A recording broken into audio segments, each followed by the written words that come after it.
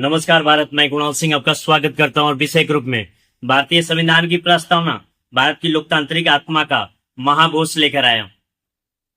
भारतीय संविधान की प्रस्तावना यह केवल कुछ शब्द नहीं, एक करोड़ों भारतीयों के संघर्ष, सपनों, बलिदानों और लोकतांत्रिक चेतना का जीवंत दस्तावेज है।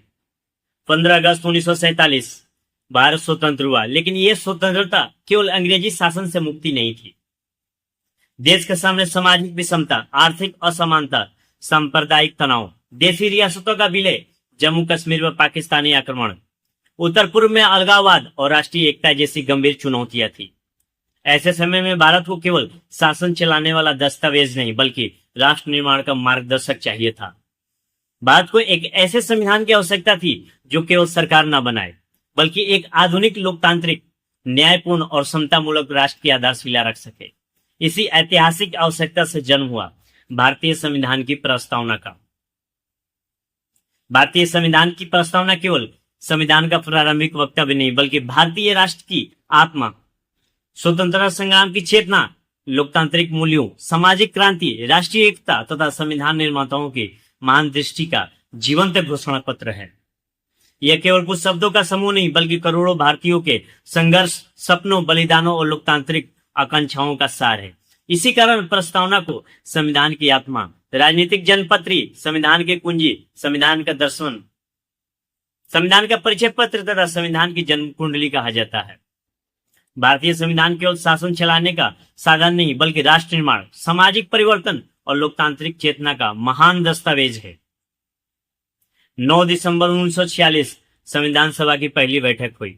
13 दिसंबर 1946 पंडित जवाहरलाल नेहरू ने संविधान सभा में उद्देश्य प्रस्ताव, ऑब्जेक्टिव रिजोल्यूशन प्रस्तुत किया। 22 जनवरी 1947 को संविधान ने इसे स्वीकार कर लिया। बाद में इसी उद्देश्य प्रस्ताव को परिवर्तित और विस्तारित रूप में भारतीय संविधान की प्रस्तावना बनाया गया। डॉक्टर राजेंद्र प्रसाद संविधान सभा के अस्थायी अध्यक्ष बने, जबकि BN राव ने संवैधानिक सलाहकार के रूप में महत्वपूर्ण भूमिका निभाई। संविधान सभा में कुल 389 सदस्य थे, जिनमें विभाजन के बाद 299 सदस्य रह गए। संविधान निर्माण में कुल 2 वर्ष 11 माह 18 दिन लगे। 26 नवंबर 1949 को संविधान सभा ने भारतीय संविधान को अंगीकृत, अधिनियमित और आत्मर्पित किया तथा 26 जनवरी 1950 को संविधान लागू हुआ। 26 जनवरी को तिथि इसलिए चुनी गई क्योंकि 1930 में इसी दिन भारतीय राष्ट्रीय कांग्रेस ने पूर्ण स्वराज दिवस मनाया था। भारतीय संविधान की प्रस्तावना अमेरिकी संविधान से प्रेरित मानी जाती है। अमेरिकी संविधान की शुरुआत भी we the people of America शब्दों से होती है, लेकिन भारतीय संविधान ने लोकतंत्र को और अधिक व्यापक एवं समावेशी स्वरूप दिया। अमेरिका में प्रारंभिक समय में सार्वभौमिक वयस्क मताधिकार पूर्ण रूप से स्वीकार नहीं किया गया था, जबकि भारत ने प्रारंभ से ही जनता की सुरक्षितता और सार्वभौमिक वयस्क मताधिकार को स्वीकार कर लिया। लगभग 150 वर्ष पूर्व फिलाडेल्फिया में जिस लोकतांत्रिक विचार की शुरुआत हुई थी, भारत ने उसे अधिक व्यापक लोकतांत्रिक स्वरूप में अपनाया।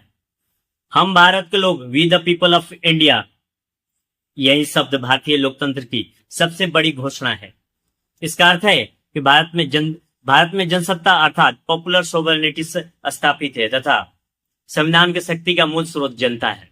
संविधान किसी राजा, विदेशी शक्ति या किसी विशेष वर्ग द्वारा निर्मित नहीं बल्कि भारत की जनता द्वारा निर्मित दस्तावेज है। लोकतंत्र में जनता ही शासन की शक्ति का आधार होती है और भारत ने इसी सिद्धांत को संविधान के शुरुआत में ही स्थापित कर दिया। डॉक्टर भीमराव अम्बेडकर का उद्देश्य केवल राजनीतिक लोकतंत्र स्थापित करना नहीं था बल्कि सामाजिक और आर्थिक लोकतंत्र की स्थापना करना भी था। उन्होंने कहा था, constitution is not a मियर lowest documents, it is a vehicle of life. Granville Austin ने भारतीय संविधान को सामाजिक क्रांति का दस्तावेज कहा। भारतीय प्रस्तावना पर फ्रांसीसी क्रांति और रूसी क्रांति का स्पष्ट प्रभाव दिखाई देता है। फ्रांसीसी क्रांति ने स्वतंत्रता, समानता और बंधुता के आदर्श लिए गए, जबकि रूसी क्रांति से सामाजिक और आर्थिक न्याय की अवधारणा को प्रेरणा मिली। डॉक्टर भीमराव अम्बेडकर ने लिबर्टी, इक्वलिटी एंड फ्रेटर्निटी को बौद्ध दर्शन से भी जोड़ा था। प्रस्तावना भारत को संपूर्ण प्रभुत्व संपन्न, समाजवादी, पंथनिरपेक्ष, लोकतांत्रिक गणराज्य घोषित करती है, लेकिन मूल संविधान में समाजवादी और पंथनिरपेक्ष शब्द नहीं थे। 1976 में 42वें संविधान संशोधन अधिनियम द्वारा समाजवादी, पंथनिरपेक्ष और अखंडता शब्द जोड़े गए। तभी से भारत की प्रस्तावना संपूर्ण प्रभुत्व संपन्न समाजवादी पंथनिरपेक्ष लोकतांत्रिक गणराज्य कहलाती है। संपूर्ण प्रभुत्व संपन्न अर्थात सॉवरेन। भारत किसी विदेशी शक्ति के अधीन नहीं है। 1947 में ब्रिटिश शासन की समाप्ति के बाद भारत पूर्ण स्वतंत्र राष्ट्र बन गया। भारत अपनी विदेश नीति, आर्थिक नीति तथा शासन व्यवस्था का निर्णय स्वयं करता है। संविधान के अनुच्छेद 1 में भारत को इंडिया दैट इज भारत तथा राज्यों के संघ अर्थात यूनियन ऑफ स्टेट्स कहा गया है। उल्लेखनीय है कि प्रस्तावना में संघीय अर्थात फेडरल शब्द का प्रयोग नहीं किया गया। यद्यपि भारतीय शासन प्रणाली संघात्मक विशेषताओं से युक्त है। समाजवादी अर्थात सोशलिस्ट शब्द 42वें संविधान संशोधन द्वारा जोड़ा गया, किंतु समाजवादी भावना प्रारंभ से भारतीय संविधान में निहित थी। मौलिक अधिकारों और राज्य के नीति निर्देशक तत्वों में सामाजिक न्याय तथा आर्थिक असमानता की स्पष्ट भावना दिखाई देती है। 1955 के कांग्रेस के अवार्डी अधिवेशन में समाजवाद का अर्थ सामाजिक और आर्थिक समानता, अवसर की समानता तथा शोषण मुक्त समाज की स्थापना बताया गया।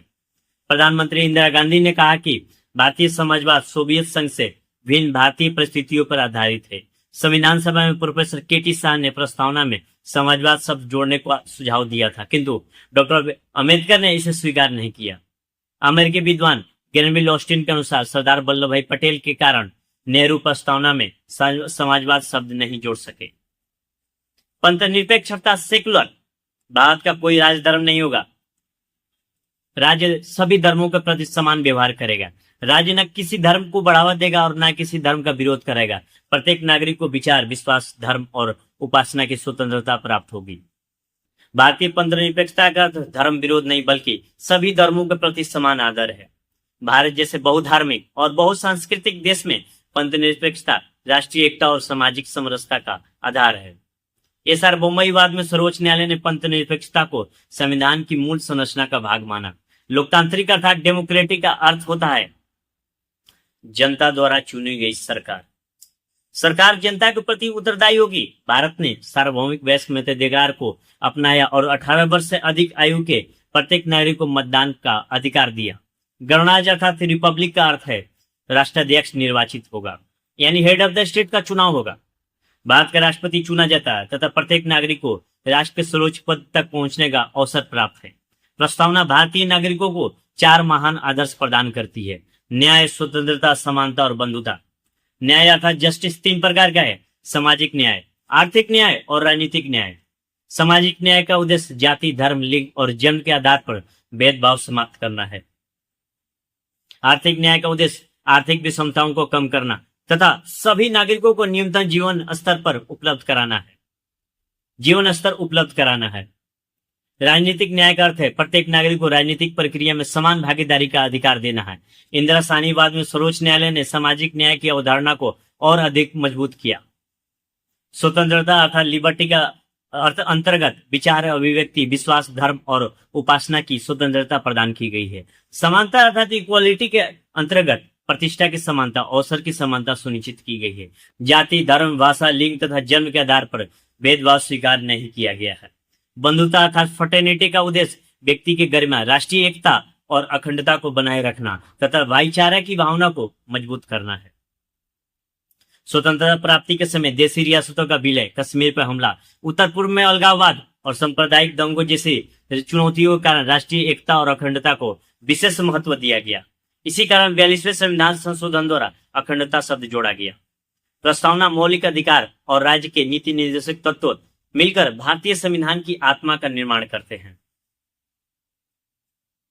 मौलिक अधिकार नागरिकों को स्वतंत्रता और समानता प्रदान करते हैं, जबकि डीपीएसपी सामाजिक और आर्थिक न्याय स्थापित करने का मार्ग दिखाते हैं।